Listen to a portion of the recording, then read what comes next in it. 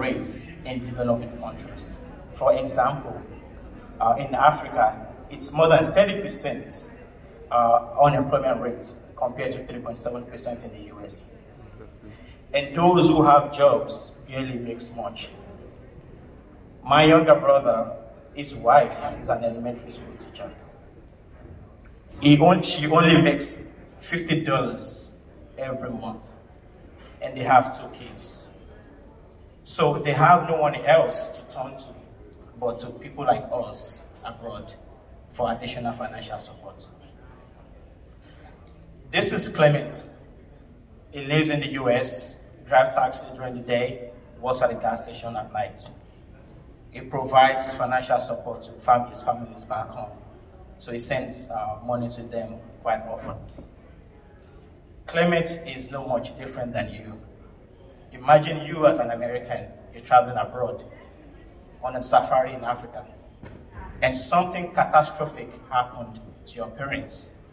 They needed you to send money right away for them to book a place to stay that night. Let's say their house got burnt or got flooded. There's no way for you to send money quickly. What do you do? That is a problem, one of the problems Clement experiences whenever he sends money to his family. He loses about 30% of the money that he sends across. Most of the time takes longer than expected, and imagine especially during an emergency time. And most importantly, he is unable to pay bills directly on their behalf.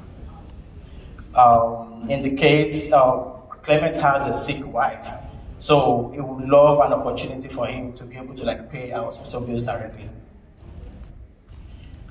Crosskudi is the solution. With Crosskudi, Clement can quickly send funds down to support his family, and most importantly, pay bills directly on their behalf. The good news is, with our market testing, we've actually impacted so many of our users. And that's the case of this woman who let us know we literally saved her father's life because of how quickly the hospital received that payment. And that is because it's easy to use Crosskudi as these 3 simple steps. After completing ID verification, a user will submit a transfer request, will process it, and release and pay out directly to the recipient or within minutes. Which is very important because of how massive our impact is. There is more than 47 million immigrants in the US, but we are starting with the Nigerian community. Yes, the payment space is saturated, but in addition to providing affordable and faster cross-border payments, we will be offering emergency microloans to our users, which none of our competitors is providing. In addition to that, our affordable service helps people to save money, which is more than enough to provide quality education for their kids instead of paying as fees on our competitors' platform.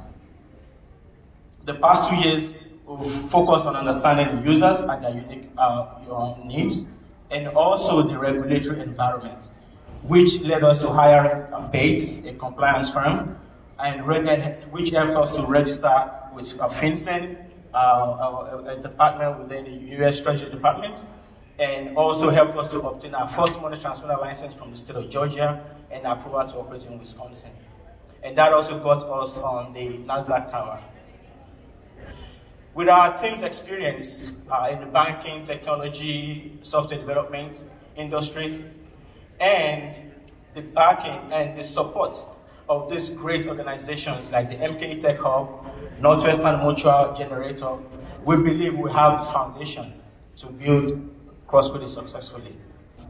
So if you know any immigrant or American traveling abroad that can benefit from what we're building at Crosskudi, or an investor that would love to support our journey, please let them reach out to us directly. Thank you.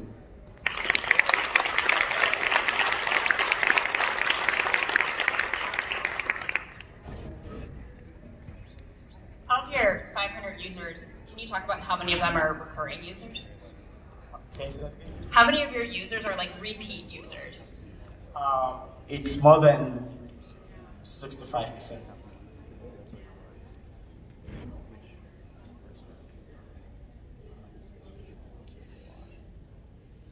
Defensibility. What do you think is your greatest differentiator from the others in the market, and how are you going to defense competitors? Yeah, that's a good question. So like I mentioned, right now, in addition to, have on our competitors' platform, they charge high fees, slow delivery of the funds, and no easy way to send pay bills directly on behalf of people. So in addition to us providing, solving those problems with affordable, faster payments and direct business payments, we're also offering emergency microloans. Because there are many times with our market testing, we've seen that people need more than just another money transfer platform. They need more than that. And that's where we saw the need to provide emergency microloans so that when there's an emergency from home and you needed to send money down right away and you're not getting paid until Friday and it's Wednesday, you can quickly apply for that loan, send it down, and we reimburse us back on your payday, which is Friday. Yeah. So and none of our competitors provide that service today. Yeah, I didn't see any financials, right? And so it's an app, right? You've got the idea of building your exchange. You got to leverage the bank's exchange. You got to pay for that, which is why it's 30%, right? So you go 4%, not even 29 or 28. You're going 4%. How do you expect to make any money? Yeah, that's a good question. So on our competitors, in addition to the transfer fees that they charge, they also make money from the spread in the exchange rates when they're doing the conversion to the local to another currency. So it quickly had up to the 30% that you can lose on their platform. But because we are not charging them upfront transfer fees, we are able to focus on making a revenue from the spread in the conversion, and that's how we earn 4% per transaction, which is actually we are still profitable with that 4% per transaction. Just want to say you can't control the economy, right? And so if you're only making money off the exchange rate, you don't really have control of the actual product.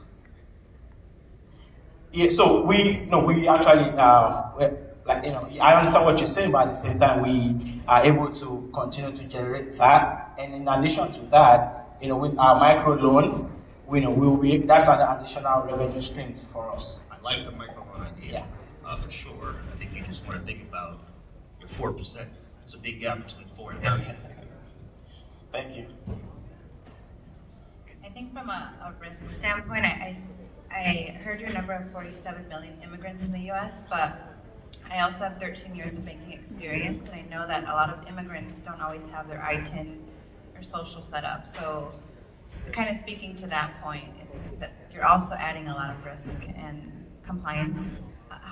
What are some of your hurdles in that too that you haven't been able to get over? Yeah, so that's why we hired one of the top compliance firms, Bates, to help us handle compliance needs, and they registered us with FinCEN and helped also obtain our first money transfer license from Georgia. In addition to that, we also partner with a third party focusing on know your clients solution, so that when somebody is onboarding on Crosskudi, they submit their ID for verification, making sure that they are who they are, and we can there's somebody that we can provide our services to. I like the idea of the micro loan, and of course that's adding an additional revenue stream. But I'm wondering what's the interest rate that you charge, and also what's the maximum amount of a micro loan that a client can that you're able to lend out? Yeah, so we have not started offering that, but with the right partnership, we believe that's going to be a discussion between our partner bank or partner lender, and we see what makes sense for the people. We definitely do not want this to be like another payday loan and all those things. So we definitely want to make sure it's affordable for people, and again, it serves the purpose of them just quickly utilizing it and not being like I said, too expensive for them to utilize. So to decide on what the interest rate will be, that will be once we have the partner, to service those loans, it's just going to be more like a revenue sharing between us. Give it up for Crosskudi. Will they be one of our hometown winners? I don't know. We'll see what the judges say. And thank you again, judges. Great questions. All right, you know the drill here. Now, who here watches game shows?